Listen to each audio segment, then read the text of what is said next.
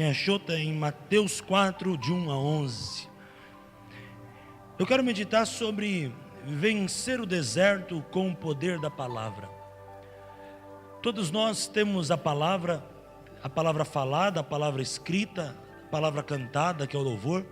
Todos nós temos a palavra de Deus, que é soberana. E o deserto que sempre se propõe a nós, ele é um desafio para a nossa vida, senão não chamaria deserto, senão talvez chamaria manancial. O deserto que cada um de nós enfrentamos em várias áreas, como disse há pouco, ele tem um propósito. Como disse há pouco, ele é uma escola, ele é um treinamento de Deus para nos forjar e nos tratar.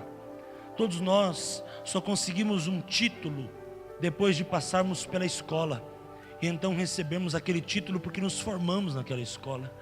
A escola de Deus nem sempre é o deserto, não é a única escola de Deus, mas é uma das formas que Deus usa para nos tratar, para nos forjar e nos fazer mais forte diante de provas, irmãos, que eu e você enfrentamos, quer seja pessoal, quer seja sentimental, relacionado à nossa família, ao nosso casamento, quer seja familiar, relacionado a um irmão, um pai, um tio, alguém, um avô, um neto, não importa. Deus tem um propósito no meio dessas provas. Deus tem um propósito, irmãos. É tão interessante que quando Deus leva Davi à caverna, duas cavernas, Adulão e En-Gedi. O propósito da mensagem não é pregar sobre Davi, o propósito é atentar esse texto. Mas para nós pensarmos assim, toda caverna, ela é um templo. Tem pessoas que gostam de viver na caverna, e aí vira uma seta maligna na sua vida. Mas a caverna, o isolamento é um templo. Tanto que o profeta chegou lá para Davi e falou: vamos sair, vamos sair, vamos sair. Ou seja, teu tempo aqui acabou, vamos andar. Então eu creio, irmãos, que tudo tem um tempo, até a caverna. A caverna de Adulão não foi uma bênção para Davi? A caverna de Adulão não foi uma escola no ministério de Davi? A caverna de En-Gedi não foi uma capacitação para o Davi como homem e para o Davi como rei? A caverna de En-Gedi, ali Deus o guardou, o protegeu, o livrou do mal. Jonatas, filho de Saul, encontra, mas Saul não consegue o encontrar. Aquela caverna representa para mim e para você o momento onde nós estamos no esconderijo do Altíssimo e na sombra do Onipotente nós descansamos. Davi estava naquela caverna no esconderijo. Saul queria acabar com ele. O exército de Saul estava furioso contra ele, mas ali ele se poupou. Ali foi um momento, mas ele não ficou a vida inteira em En-Gedi. Teve um momento que ele teve que sair de En-Gedi. Então eu entendo, irmãos, que a nossa vida é feita de ciclos.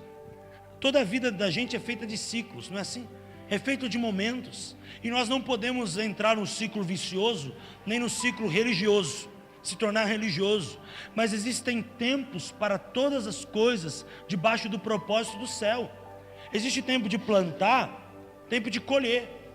Claro que a nossa alma gosta muito mais do tempo de colher, que é o tempo onde nós vamos nos abastecer, nos alegrar, não é verdade? Celebrar a colheita. Tanto que a Bíblia chama uma das festas judaicas de festa da colheita. Não tem muita festa de plantação, né? Porque plantação é sacrifício, plantação é dureza, né? Todo mundo prega mais sobre a chuva serôdia do que a chuva temporã. Por quê? Porque chuva serôdia é colheita, temporã é uma chuva que vem logo depois da plantação, é só o começo. Serôdia mostra que está chegando o tempo da colheita, né? Nós gostamos, nós precisamos desses ciclos, irmãos. Mesmo que alguns desses momentos, os ciclos possam se tornar solo espinhoso, tem momentos que é necessário passar por dificuldade, tem momentos que é necessário para nós crescermos, passarmos por lutas e aflições. Mas entenda uma coisa: passarmos, não permanecermos. Muitas são as aflições do justo, mas o Senhor o livra de todas. Quantos creem, diz amém? Amém? Muito pode a oração do justo em seus efeitos. Quando passardes pelo fogo, não é vou ficar lá a vida inteira no fogo. Quando passardes pelas águas, não vou ficar a vida inteira na água, não vou morrer afogado. Eu tenho que passar. Tudo é passageiro, irmão. E existe um momento que nós vamos ler agora, que Jesus também passou pelo deserto. E Ele nos ensina, ferramentas espirituais. Eu gostaria que você abrisse o teu coração, em nome de Jesus. Você pode dizer amém? Então, Jesus pelo Espírito, Espírito com letra maiúscula, vamos atentar, Espírito Santo, ao deserto foi conduzido para ser tentado pelo diabo. Mas Deus levou Jesus para ser tentado? Sim. Existem momentos que nós precisamos entender que estamos em batalha espiritual, irmãos. E existem momentos que nós temos que aprender não a ter medo, ter ousadia, mas nós temos que entender que existe uma linha que separa, não é verdade? Você chega e você sabe a diferença entre luz e trevas, não sabe? Você já ficou no escuro. Você sabe a diferença entre o doce e o salgado, não sabe? Você já comeu os dois.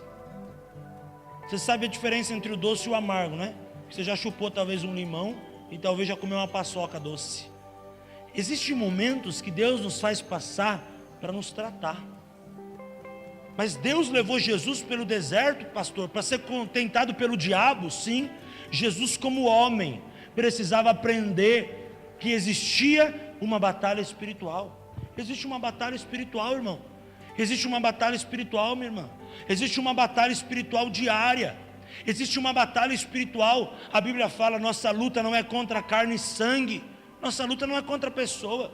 Tua luta não é contra o teu chefe, contra aquela pessoa que te persegue no trabalho. Tua luta é contra demônios.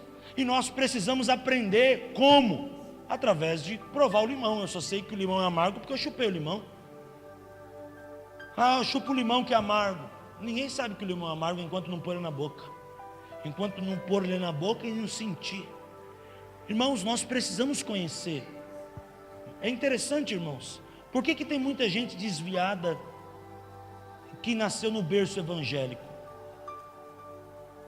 Porque nunca conheceu o outro lado do mundo. A probabilidade de alguém que veio do mundo desviar é menor do que aquele que nasceu em berço evangélico. Porque aquele que veio do mundo sabe o que vive lá fora. E quando conhece a luz, não quer saber mais de trevas. Agora o cara que cresce em berço evangélico, nasceu na igreja, ele muitas vezes tem curiosidade. Eu quero ver, eu quero conhecer, eu quero ver o prazer deste mundo. Entendeu, irmãos? Então tem horas que é necessário, não estou a favor de conhecer o mundo, não. Mas é necessário nós conhecermos o mundo espiritual. E nós conhecemos o mundo espiritual através, irmãos, de uma vida de consagração. Olha o que está escrito aqui: e tendo jejuado 40 dias e 40 noites. Consagração, irmãos, é o momento onde nós conhecemos mais a Deus. Sabe, você quer conhecer a Deus? Se consagra, se separa, faz um propósito, faz um jejum, faz uma oração, tem uma vida, faça um propósito, irmãos. Olha, eu vou orar todo dia 20 minutos. Eu vou orar todo dia meia hora. Eu vou orar todo dia 10 minutos.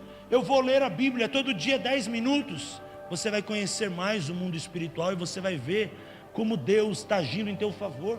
Só se conhece a Deus tendo momentos com Ele. Só conhece a Deus tendo experiências com Ele. Só se tem revelação quando se tem tempo com a palavra. A palavra, ela é profunda. A palavra não é para ler assim, a palavra é para ler assim, entrando nas profundezas do Espírito. Interessante, versículo 2: e tendo jejuado 40 dias e 40 noites, vírgula, depois teve fome. Interessante, irmãos, esse depois teve fome. Deus honra o propósito. Deus é aquele que honra o teu propósito. Escuta isso essa noite. Deus honra o teu propósito. Você chega para Deus e diz: Senhor, eu vou fazer jejum e oração, e eu vou fazer jejum de chocolate. Quem gosta de chocolate? Os primeiros dias você vai sentir cheiro de chocolate, vão te dar chocolate de presente, mas se você for fiel ao propósito, Deus vai te honrar. Tanto que daqueles dias passados, os primeiros, você não vai ter mais vontade de comer chocolate, porque o teu espírito está acima e limita a tua carne de experimentar experiências com chocolate. E depois dos 40 dias, dos 20 dias, dos 10 dias que você propor aquele propósito, você vai entender isso. E aí você vai ter vontade de comer chocolate de novo. Por quê? Porque os primeiros dias é o processo de tirar a vontade humana e você vai se enchendo do Espírito. Depois se torna muito mais fácil. Você pega pessoas que oram pelas madrugadas, pessoas que jejuam. Eu orava na madrugada, pastor, era difícil, 5 minutos. Hoje a pessoa muitas vezes passa a madrugada inteira e nem sente. Por quê? Porque ela já tornou aquilo hábito. Interessante que Deus honra propósitos. Se nós queremos sair do deserto, olha o primeiro ponto aqui: faça um propósito com Deus. Faça um propósito com Deus. Qual é o propósito que você vai fazer? Qual é o objetivo que você vai traçar para a tua vida espiritual? Bom, eu quero trabalhar no ministério, eu vou me esforçar para. Eu quero isso na minha vida, eu vou trabalhar para. Eu vou lutar para, eu vou sonhar, eu vou trabalhar em favor desse sonho. Eu vou trabalhar em favor dessa meta. E chegando a ele, o tentador, interessante, irmãos, que mesmo em consagração, o diabo tenta. A questão é que o diabo, no meio daquele que se consagra e tem propósito, fica enfraquecido, porque o espírito está forte e a carne está fraca.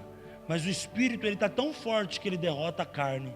E o diabo, ele traz concupiscência não para o espírito, para a carne, mas porque teu espírito está pronto, ele destrói a tua carne. Mas o diabo é tentador. E diz assim que ele chegou a Jesus no período de jejum e oração. Pastor, eu vou me consagrar, quer dizer que o diabo vai parar de tentar a minha vida? Não, ele vai tentar. Mas você vai ver que na hora do teu propósito, você vai ser muito mais forte para reagir do que fora do propósito. Me faça entender, irmãos? E chegando a ele, o tentador disse: se tu és o Filho de Deus, manda que essas pedras se tornem pão. Ele, porém, respondendo, disse: está escrito, nem só de pão viverá o homem, mas de toda a palavra que sai da boca de Deus. Uma lição para nós. Segunda, poder da palavra. Você quer vencer deserto? Palavra. Jesus, quando estava no deserto, irmãos, ele estava enfraquecido. Quando você está passando por um deserto, você fica enfraquecido, você fica sem forças, muitas vezes para reagir. Mas a palavra de Deus, quando está dentro de você, ela te torna forte para você reagir. Não é você, é a palavra. Jesus, por ele, não teve reação, mas ele declarou a palavra do Pai. Está escrito. Está escrito. O advogado, quando se discute com ele, ele diz assim: vamos acabar com a discussão? Tem uma lei número tal, artigo tal, parágrafo tal, que fala isso. Ele acaba com a discussão, porque tem uma lei. A palavra é lei espiritual para nós. A palavra, irmãos, mesmo quando eu e você não temos força, não temos possibilidade, olha a importância de ter a palavra. Quando temos a palavra vai bater, vai vir no nosso espírito, nós vamos lembrar, vai reagir, e o nome do Senhor, eu profetizo, vai ser glorificado, é em nome de Jesus, pelo poder da palavra. Jesus tentado, Jesus no deserto, mas ele disse: está escrito. Está escrito. Você está irritado? Todo mundo aqui pode irar, mas não pode pecar. Pastor, se eu falar na ira, sai de baixo que eu vou pecar. Não, irmão, se enche da palavra, para na hora da ira, você aprender, ou ficar em silêncio, ou contar até 10, ou contar até 20 se necessário, 30, 1 minuto, mas não sai do espírito. Ou então diga: está escrito, ou em nome de Jesus, cai por terra isso. O sangue de Jesus tem poder. A palavra está repreendido em nome de Jesus. Sai, capeta, em nome de Jesus. Eu não aceito mais o diabo perturbando a minha vida. A palavra tem poder. E uma das coisas interessantes, irmãos, o diabo conhece a palavra, de onde ele veio. E quando você declara está escrito, irmão, o diabo ele perde. É a mesma coisa que um advogado chegar para mim e para você, e a gente está achando que a gente sabe, ele chega a ter uma lei e tal. Por que a gente se cala? Porque tem uma lei. E se a gente infringir a lei, a gente vai preso. Da mesma forma, irmãos, leis espirituais. Tem muita gente que está em prisão espiritual porque está infringindo a lei. Está querendo vencer deserto por força e por violência. Está querendo vencer o deserto na força do seu braço, do seu jeito. Deserto se vence pelo poder da palavra. Deserto se vence com propósito, com vida de oração. Irmãos, há tempo de falar, mas muitas vezes é tempo de calar. Poxa, eu não estou sabendo falar, eu vou ficar quieto, eu vou pôr um zíper na minha boca, sabe, eu vou chegar no lugar da vitória. Eu me lembro que o time de São Caetano foi quase campeão brasileiro, não sei quantos lembram, ano 2000, naquela Copa João Avelange, e eu nasci em São Caetano, e conhecia, meu pai era amigo de um médico que também chamava Reinaldo, chama Reinaldo, é vivo ainda, do time. E um dia nós estávamos almoçando e encontramos o médico, o técnico Jair Pisserni, num restaurante por quilo lá em São Caetano. E aí nós chegamos lá, né? E todo mundo perguntando pro Jair Pisserni, né? Qual que é o segredo do azulão? Qual que é o segredo pro Ademar ter aquele chute tão forte? Qual que é o segredo? Ele falou assim: meu time está com zíper na boca. Daí todo mundo, por quê? Por quê? E nem crente acho que é, mas olha a estratégia espiritual.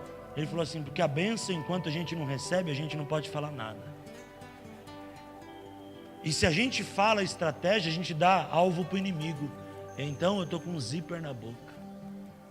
Interessante, irmãos, que é tempo de calar, tem hora na nossa vida. Porque se a gente não passa o zíper na boca e fica falando demais, no muito falar, transgressão. Nós estamos dando para o concorrente a chance de ganhar o cliente. Espera aí. A estratégia é tua, meu filho, vai lá, ganha o teu cliente. Agora você vai chegar para o teu concorrente dizendo: olha, você não sabe o que eu inventei. Não, estratégias são espirituais, estratégias é Deus que nos deu. E eu me lembro que naquela hora o técnico terminou a conversa, todo mundo ficou quieto. Por quê, irmãos? Porque quando há silêncio, gera silêncio. Quando você não ofende quem te ofende, já percebeu? A pessoa perde a razão. A pessoa começa a... Daí você vai... Isso é pior que um soco na cara, irmão. E aí a pessoa para de pipipi. Por quê? Porque ela perde o argumento. E você não ganhou a tua peleja irando a pessoa. Você ganhou ficando na sua. Porque aquele que fica em silêncio nunca perde a razão. E espiritualmente também, Jesus não tinha o que falar, vou falar a palavra, está escrito: nem só de pão viverá o homem, mas de toda a palavra que sai da boca de Deus. Você pode dizer amém por isso? Então, o diabo, irmãos, ele é tentador, né? Versículo 5, o transportou, ele quis copiar. Quem que nos transportou do império das trevas, irmãos? O que ele quis fazer? Quis mostrar para Jesus: eu faço igual a você. Você acha que só você transporta? Acha que só você veio como Messias? Eu também transporto. Quer ver o que você vai fazer na cruz? Eu vou fazer também com as pessoas. E com você agora. Transportou a cidade santa, colocou no pináculo do templo e disse: olha o diabo falando: se tu és o filho de Deus, lança daqui para baixo, porque está escrito. Até agora quem tinha falado está escrito era Jesus. Agora quem começa a falar está escrito é o diabo. Sabe o que eu aprendo aqui, irmãos? Cuidado com o diabo. Não dê lugar ao diabo. E nós achamos que a tentação do diabo é muitas vezes o diabo com chifre, né? O diabo muitas vezes vai tentar você até pela palavra de Deus, até tornando uma verdade distorcida chamada heresia uma atrativa aos teus olhos, para que você creia na heresia, e com a heresia ele te tira da verdade. O diabo, ele sabe, irmão, como trabalhar com cada um. Tem pessoas que têm problema de mulher, ele vai colocar uma mulher. Problema de álcool, ele vai colocar o álcool. Problema de droga, ele vai colocar droga. Mas tem gente, irmão, que é tão santo e abençoado que a única forma dele tentar é pela palavra. Mas ele vai tentar. Ah, mas não está escrito. Ah, mas não está escrito. Aí o diabo começa a colocar na tua mente textos fora do contexto, para você acreditar no pretexto dele. Texto fora do contexto para acreditar no pretexto dele. E aí daqui a pouco você começa: ah, mas está escrito, entendeu? O diabo, irmãos, ele não vai vir jogar para você: olha, vou te levar para um lamaçal de pecado, vou acabar com a tua vida, vou destruir teu casamento. Ele não vai vir assim não, irmão. Ou você acha que falso profeta vem vestido tudo de preto, tudo de vermelho? Não, um falso profeta, irmãos, ele vem com uma palavra que é semelhante ao original. Você pega uma nota de 50, irmãos, conhece muito bem ela, verdadeira. Te mostra uma falsa, sabe qual é a falsa, porque você conhece a verdadeira. Aí está o segredo. Eu tenho que conhecer a palavra. Eu tenho que conhecer a palavra na Trindade. Porque quando o diabo vier com a palavra, a Trindade vai testificar se é ou se não é de Deus. Tem palavra, irmão, que até a palavra que está escrito aqui mesmo, mas não tem nada a ver com Deus. Não tem nada a ver. O teu espiritual vai discernir, não é, Geraldo? Vai ter um incômodo, não vai ter paz no teu coração. Você vai ver que aquilo não é de Deus. Por quê, pastor? Porque não está bem no teu espírito. Quem anda no espírito, irmão, a Bíblia diz que as coisas do espírito testificam no céu e na terra. Quem anda no espírito, irmão, pode ouvir até coisas do Senhor, falar em nome do Senhor, dizer em nome do Senhor, mas sente no coração: peraí, tem uma coisa que está me incomodando aqui, tem um negócio que está estranho. Por quê? Porque o diabo, irmão, conhece a palavra, de onde ele veio. Quem era Lúcifer? Lúcifer era anjo de luz. O que anjo de luz fazia? Lúcifer era aquele que conduzia a adoração no céu. E ele cai, meu irmão. Eu vou falar daqui a pouco. Eu vou te explicar um pouquinho melhor sobre essa questão de adoração.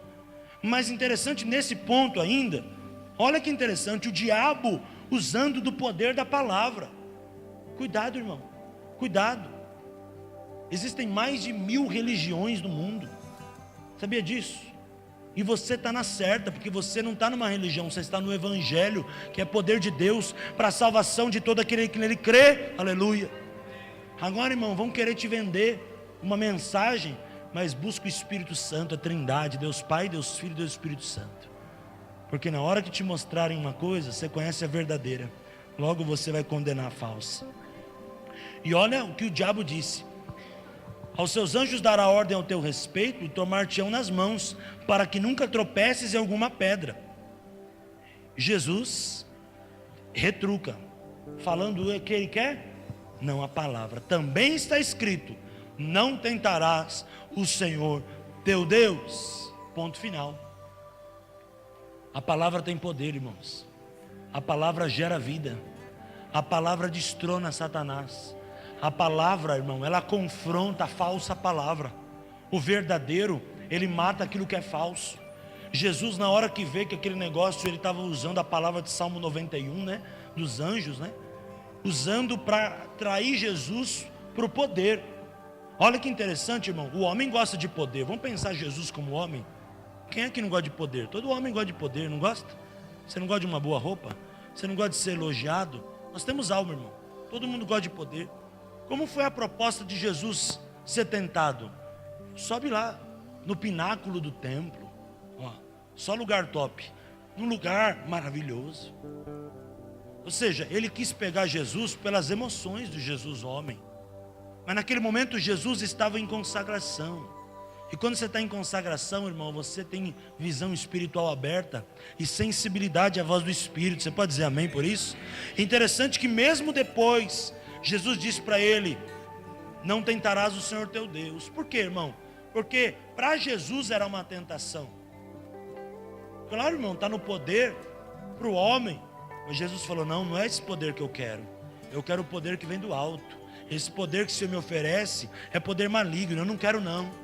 Sabe, irmão, o crente não pode aceitar o poder do diabo. As pessoas pensam assim: o diabo não dá poder. Lógico que o diabo dá poder. Por que você acha que tem um monte de motel por aí, irmão? Motel é coisa ruim? Não, motel é para ter prazer. Ou você vai lá no motel para jogar baralho, para jogar videogame? Motel é lugar de prazer, irmão, lugar de tentação. E o que o diabo faz? Ele não pode criar, ele copia. Quem criou o sexo, irmãos? O que o diabo fez? Copiou, mas copiou de uma forma errada, deturpou os valores do sexo. O valor do sexo que é na família, ele criou então o adultério. O diabo não criou nada, irmão, tudo isso aí é cópia. É cópia mal resolvida, com distorção que o diabo vai colocando para atrapalhar as famílias. Sites pornográficos, Facebook, páginas, usuários de rede social. O diabo é sujo, irmãos. Nós temos que tomar cuidado, irmão. Porque o diabo, ele não vai tentar o camarada que tinha vício de prostituição, colocando alguém fumando do lado dele. Ele vai tentar naquilo que a pessoa foi tentado, naquilo que a pessoa caiu, como o exemplo que você me falou hoje. É sempre assim. O diabo vai colocar alguém do seu lado, das antigas. Sabe aquela história, os amigos das antigas? O diabo vai colocar. Você não encontra ele, mas um dia você vai encontrar. Um dia você vai ver, você vai votar, você vai ver ele na escola, porque você morava ali no bairro, você vai ver no trem, você vai ver no ônibus, e o diabo vai tentar. O diabo, irmãos, ele não esquece não. O diabo, irmãos, ele é furioso, e nós temos que entender quando Jesus diz: não tentarás o Senhor teu Deus. Irmãos, não fica com aquele negócio: eu estou forte, porque aquele que está em pé, cuidado para não cair. Eu estou forte, mas a minha força está em Cristo, e eu dependo dele para estar forte amanhã. E se não for ele, depois de amanhã eu estou fraco. Então eu preciso estar mais nele para estar mais forte depois de amanhã. E a cada dia a graça dele me basta, e eu preciso estar forte. Eu nele sou forte, e no nome dele eu sou mais que vencedor. Porque, irmão, sabe qual que é o maior problema? O problema de acidente de carro? Falta de atenção. Por quê? Porque o camarada já começa a dirigir, achar que ele sabe, né? Pá! Aquela pessoa que começa dirigindo não bate tanto não, sabia? Por que não bate? Porque aquela pessoa que começa dirigindo, desliga o celular, não está nem aí, só está pensando em dirigir.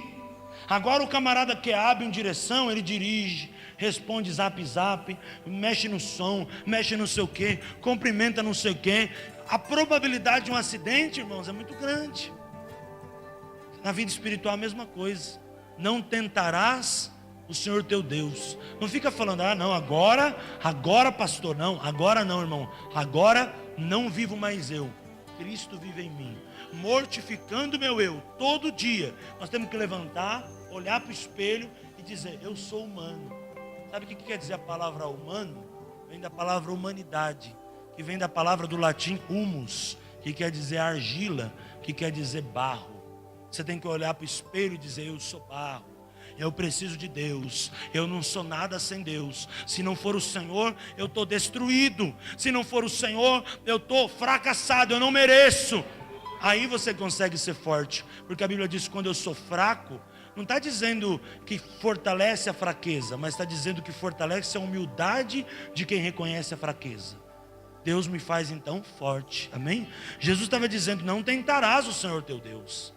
Então novamente o transportou o diabo a um monte muito alto. Olha mais uma vez a concupiscência, irmãos. E mostrou todos os reinos do mundo e a glória deles. Concupiscência, irmãos. Concupiscência. Lembra que Tiago prega? Concupiscência da carne, concupiscência dos olhos e outra, soberba da vida. 3 problemas, irmãos, espirituais que muitas vezes a igreja sofre. 3 problemas graves que tiram as pessoas do propósito de Deus. Pense nisso. Vigia na terra. Por quê, irmão? Porque o diabo não chegou e falou para ele: agora eu vou desistir. Não. Olha aqui o reino do mundo. Olha aqui. Você não quis o pináculo do templo, mas olha a glória, olha o poder. Olha, irmão, vai vendo que as 3 tentações, essa é a última, vai aumentando de nível. Não é verdade? A primeira era transformar pão em pedra. Não mexeu muito com a alma, mexeu com aquilo que ele representava. Mas as outras tentações já começou a mexer com a humanidade. Pináculo do templo, poder, autoridade. E a terceira ainda, coisas maiores.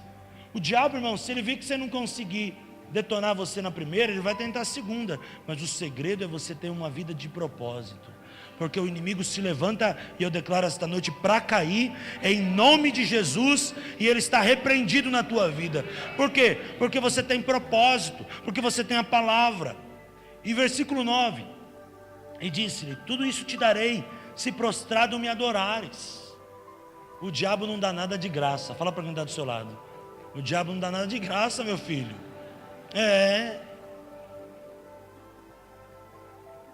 Tudo isso.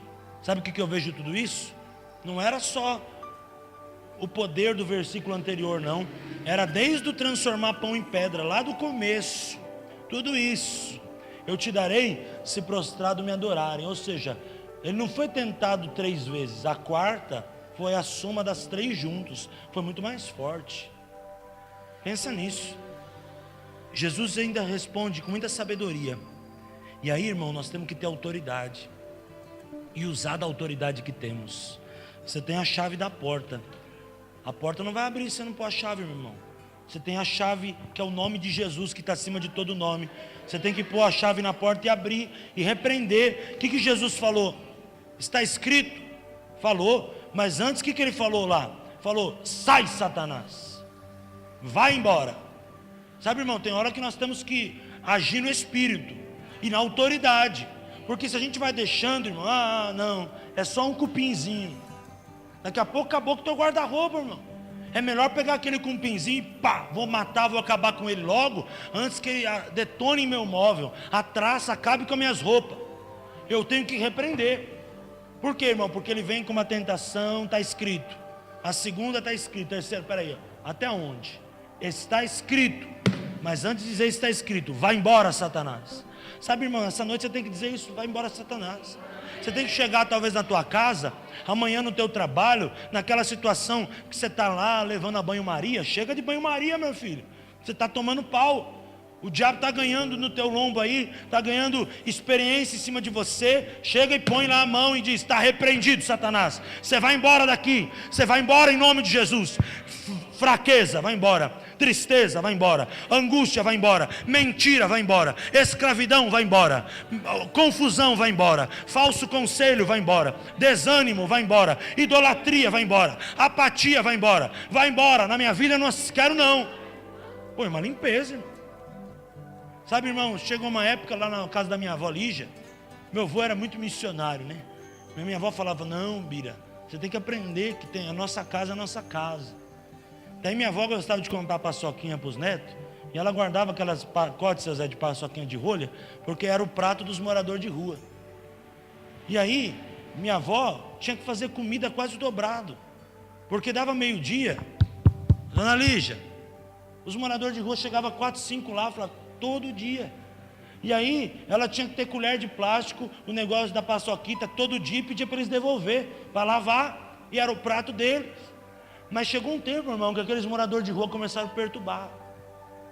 Eles começaram a passar do limite. Eu acho que tudo na vida tem um limite. Eu acho que até a área social da igreja tem um limite. Não é verdade? Tudo tem um limite. Aí, chegou lá, começou a perturbar. Começou a mexer com meu pai, começou a mexer com a minha mãe. Eu era menino, mexia com a gente, com os meus primos, deixava a gente jogar bola. Mas o meu avô era bem calmo nesse sentido espiritual. Mas minha avó um dia chegou lá: vocês vão tudo embora em nome de Jesus.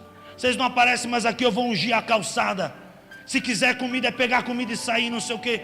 Minha avó se levantou numa autoridade. Aí todo mundo falou: meu Deus, vai acontecer alguma coisa. Ou eles vão quebrar o vidro dos carros, ou eles não aparecem mais, irmão. Passou anos, eles não apareceram mais lá. Sabe, irmãos, eu acho que tem momento que nós temos que chegar e temos que usar a autoridade no nome de Jesus. Sabe, nós estamos aceitando o diabo. Não, deixa lá. Não, deixa lá. Não, deixa não, irmão. Eu não vou deixar meu filho jogar aquele videogame, assistir aquele jogo, fazer aquele negócio, porque não é de Deus. Tem outros jogos que são bacanas. Tem outro programa na televisão que é bacana. Eu não vou deixar o diabo entrar na minha casa. E aí o diabo vem colocando na nossa mente uma forma da gente acreditar que ele é bom. Mas é só um pouquinho. Irmão, o alcoólatra, ele começou assim, é só um pouquinho. Quem teve overdose, já morreu, começou assim, é só um pouquinho.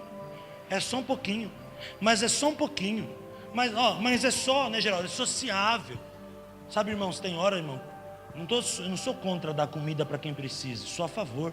Meu avô e minha avó, minha família fez isso e faz a vida toda. A casa da minha avó era um ponto missionário, era um ponto de evangelização, de abençoar. Até os pombos iam lá. Meu avô guardava farelo de pão e juntava assim. E não, você lembra lá, André? Você foi lá, né, algumas vezes. Ele juntava farelo de pão e jogava para os pombos. Os pombos chegavam tudo ali. Os pombos desciam ali da rua da frente. Tinha um lugar que eles ficavam assim. esperava, acho que o seu Bira chegar para dar. Ali era um ponto missionário. Mas chegou uma hora, irmão, que as coisas começaram a passar do limite. E é aquilo que eu falo, o perigo de se acostumar. E é o perigo também da gente dar legalidade para o diabo. A gente vai deixando. Daqui a pouco, meu irmão, teu visitante, se você não pôr ele no lugar dele, ele não vai ficar sentado no sofá da tua casa. Daqui a pouco ele está trocando o teu canal de televisão. Daqui a pouco ele está abrindo a tua geladeira. Você tem que chegar e pôr ele no lugar dele. Falar, meu filho, aqui você é visitante, aqui isso não é o dono da casa não. Meu filho, calma, segura a bronca aí. Não é assim? Segura. Na casa da minha avó era assim. Os netos começavam muito a abrir a geladeira, meu avô só fazia assim, shh, shh. A geladeira é minha. Ah, vô, eu vou pegar um Yakult. O Yakult é mais tarde. Ele falava lá de longe, o Yakult era mais tarde. Vou pegar o doce é depois do almoço. O doce é depois da laranja. Só podia comer doce quem almoçava e chupava laranja azeda. E aí depois comia doce. Era assim, irmão, era linha dura. E só comia salgadinho à tardezinha de domingo, que domingo era lá o almoço da família toda, de quem comesse tudo. Nós tínhamos que comer aquele macarrão, não deixar sobrar nada.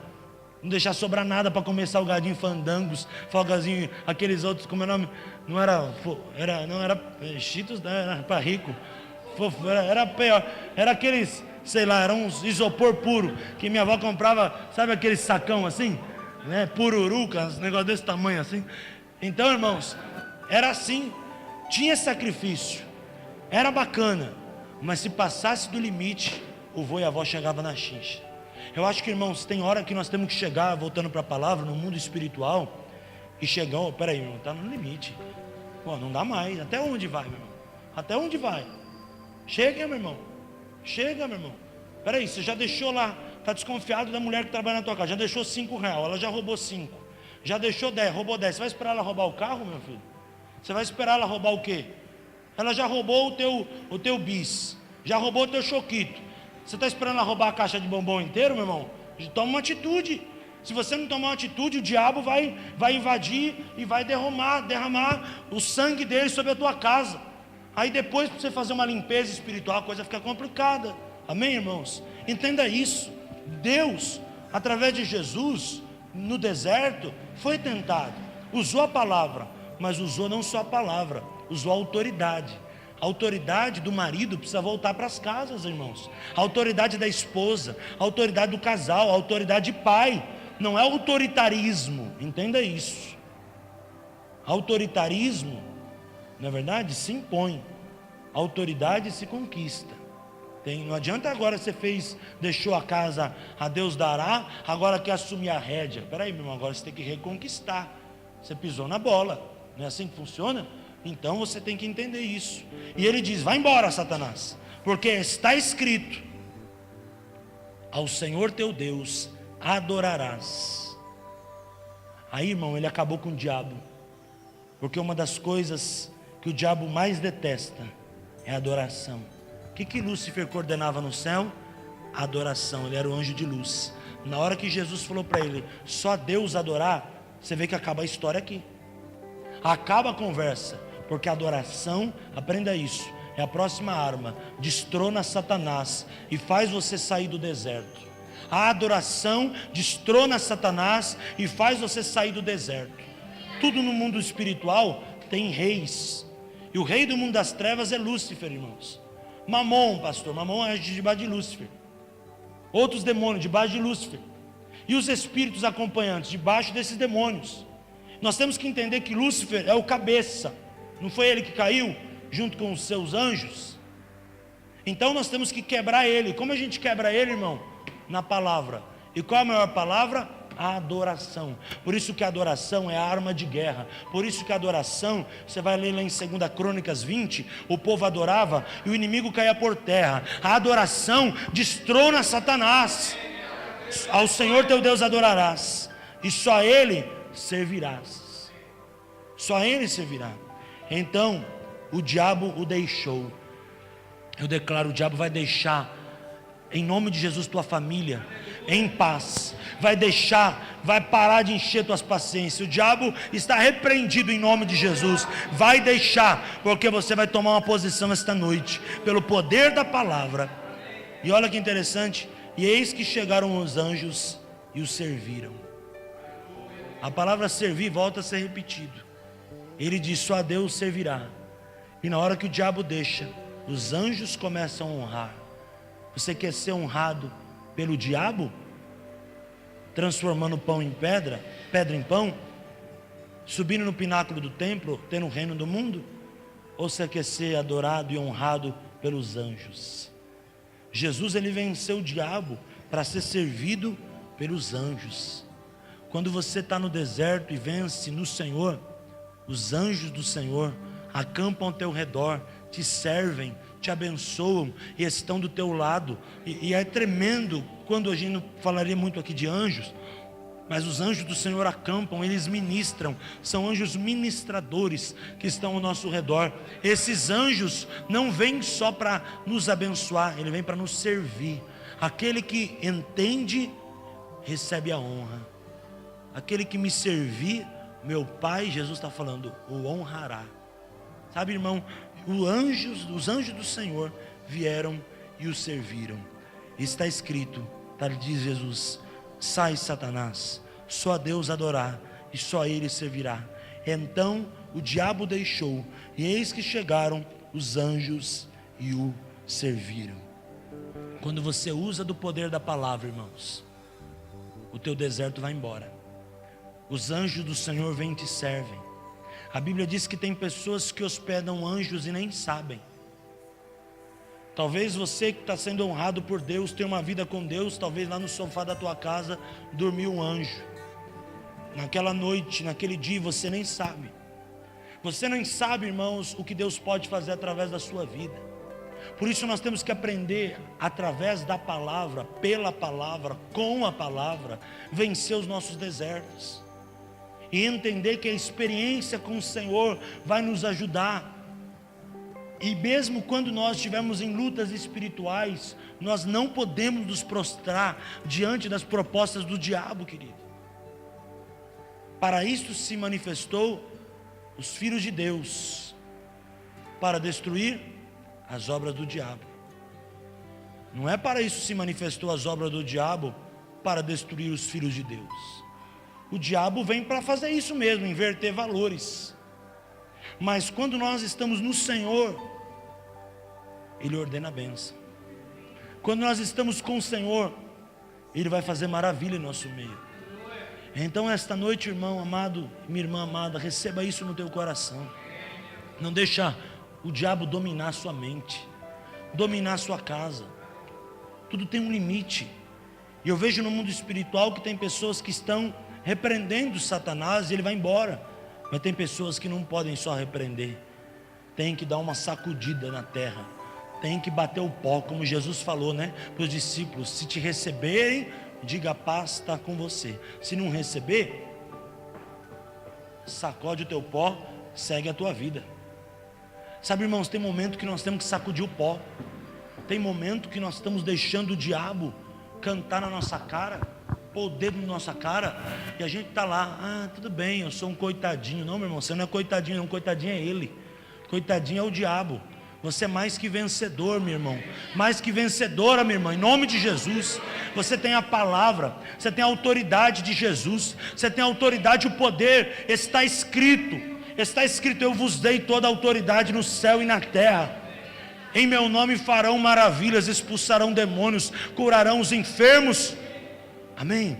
Saia nesta noite, neste lugar, com autoridade. Saia nesta noite, neste lugar, dizendo: eu vou conquistar de novo a minha esposa, eu vou conquistar o meu marido, eu vou reconquistar minha família, eu vou tomar uma posição em Cristo, eu vou reconquistar tudo aquilo que eu deixei o diabo roubar, eu vou recomeçar aquilo que eu parei de fazer. Como a Juscelia disse, eu vou voltar a sonhar os sonhos de Deus.